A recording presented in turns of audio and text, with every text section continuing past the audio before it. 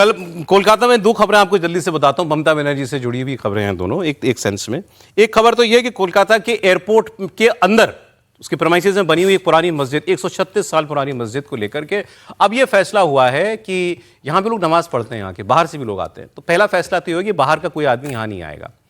यहां रनवे का रीडेवलपमेंट किया जाना है और मुख्यमंत्री की तरफ से इन प्रिंसिपल ये बात मुझे लग रहा है आ चुकी है कि भाई इस मस्जिद को शिफ्ट किया जाएगा, शिफ्ट किया जाएगा इसको यहाँ से। उसका पहला कदम यह है कि यहाँ पर बाहर के लोग आकर के नमाज ना पढ़ें। तो इस पर कंट्रोवर्सी हुई, तो मैं बयान देख रहा था, तो कांग्रेस पार्टी की तरफ से अधीर रंजन चौधरी ने कहा कि भाई ठीक है, कर लेंगे काम, अगर ये इंफ्रास्ट्रक्चर के लिए ज़रूरी है, लेकिन मुस्लिम समाज को भरोसे में लेकर के करें। फिर ऐसा ही बयान आया, सौगत रॉय टीएमसी के सांसद हैं, अभी ममता जी के साथ हैं, उनका आया, करें लेकिन मुस्लिम समाज को भरोसे में लेकर के करें। कैसे भरोसे में लिया जाएगा अगर इस मस्जिद को, एक तो एयरपोर्ट के अंदर मस्जिद बनी हो 150 साल से लगभग, इसको आप पूछिए। दिलीप घोष जो सरकार में मंत्री, उन्होंने साफ साफ बात की कि ये मामला जो है डेवलपमेंट से जुड़ा हुआ है, इसमें अगर कोई कदम उठाना पड़ेगा तो उठाएगी सरकार। दिलीप घोष का बयान सुना दीजिए। वहाँ क्या मस्जिद होना चाहिए? कहीं है?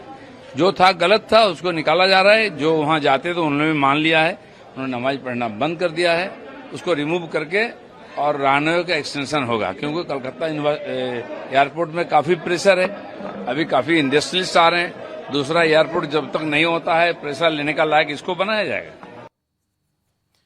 सर, सरकारों ने मंदिर मस्जिद सब हटाए हैं, जस्ट अगर सड़क भी निकालनी होती है कहीं पर, तो यहां तो एयरपोर्ट के अंदर मस्जिद बनी है, अभी भी ये दबाव है सरकार के ऊपर कि बातचीत करके हल निकालो। मुझे तो आश्चर्य ये हो रहा है कि एयरपोर्ट पर मस्जिद थी और फिर बाहरी लोगों का आवागमन अनुमति कैसी थी? वो तो सिक्योरिटी के हिसाब से नहीं होना चाहिए था आपको? जो नॉर्मल प्रोटोकॉल है एयरपोर्ट में आने जाने का, उसके हिसाब से भी आप अलाउ नहीं करते हैं लोगों को। दूसरा, इसमें किसी समाज को या किसी व्यक्ति को या किसी दल को विश्वास में लेने का सवाल नहीं है। पहली चीज है सेफ्टी, दूसरी चीज है रीडेवलपमेंट ऑफ एयरपोर्ट। बिल्कुल, तो दोनों ऐसे हैं जिसमें सरकार को सीधे एक्ट करना चाहिए, कोई और कंसिडरेशन होना ही नहीं चाहिए। ठीक, एक बस जाते जाते खबर आपको बता रहा हूं कि बड़ी मजेदार खबर है। अभी टीएमसी के मामले चल रहे हैं कि टीएमसी किसकी, दोनों गुटों के बीच में। ईडी ने बैंक अकाउंट फ्रीज किए हुए हैं तृणमूल कांग्रेस के। तो ममता गुट जो है वो हाईकोर्ट में गया चुनौती देने के लिए कि ईडी हमारे अकाउंट खोले।